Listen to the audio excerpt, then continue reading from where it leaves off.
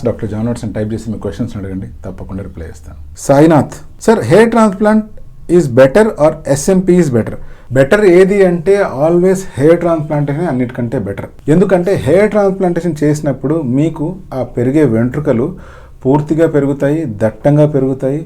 మీరు వాటిని hair style చేసుకోవచ్చు, వాటిని కలర్ చేసుకోవచ్చు, వాటిని కట్ చేసుకోవచ్చు, గుండు చేసుకోవచ్చు, అయినా కూడా ఆ వెంట్రుకలు మళ్ళీ పెరుగుతాయి. బట్ ఒకే ఒక క్యాచ్ ఇక్కడ ఏంటి అంటే స్కాల్ప్ వెనకాల భాగంలో కానీ, స్కాల్ప్కి సైడ్ భాగాల్లో కానీ, లేదా బాడీ మీద కానీ మీకు డోనర్ హెయిర్ అనేటువంటిది మెండుగా ఉండాలి. అప్పుడే మనం హెయిర్ ట్రాన్స్ప్లాంటేషన్ అనేటువంటిది ప్రాపర్గా చేయగలుగుతాం, రిజల్ట్స్ని ఎక్స్పెక్ట్ చేయగలుగుతాం. అలా కాని పక్షంలో ఒకవేళ మీకే కనుక స్కాల్ప్ పల్చగా ఉంది, లేకపోతే మీ డోనర్ హెయిర్ పల్చగా ఉంది అనుకోండి, అప్పుడు హెయిర్ ట్రాన్స్ప్లాంటేషన్ చేసిన తర్వాత కూడా ఆ ఏరియాలో డెన్సిటీ తీసుకురావడానికి మనం ఎస్ఎంపీ చేస్తాం. So as such only SMP చేస్తే అది ట్రాన్స్ప్లాంట్ కంటే బెటర్గా ఉంటుందంటే అస్సలు కానే కాదు. ఆల్వేస్ హెయిర్ ట్రాన్స్ప్లాంటేషనే సుపీరియర్.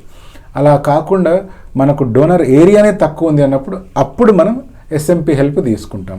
హెయిర్ ట్రాన్స్ప్లాంటేషన్ చేస్తే జుట్టు బాగా పెరుగుతుంది, ఎస్ఎంపీలో ఓన్లీ డాట్స్ కనిపిస్తాయి. హెయిర్ ట్రాన్స్ప్లాంటేషన్ చేసిన జుట్టు ఒకవేళ రాలిపోయిందంటే మళ్ళీ అక్కడ కొత్త జుట్టు మొలుస్తుంది. అదే ఎస్ఎంపీలో కనుక ఆ డాట్స్ కనుక షెడ్ అయిపోయాయి అనుకోండి, అటువంటి సిచ్యువేషన్లో మళ్ళీ మనం టచ్అప్స్ చేయవలసి వస్తుంది, వాటికై అవే మళ్ళీ కొత్తగా తయారవ్వవు.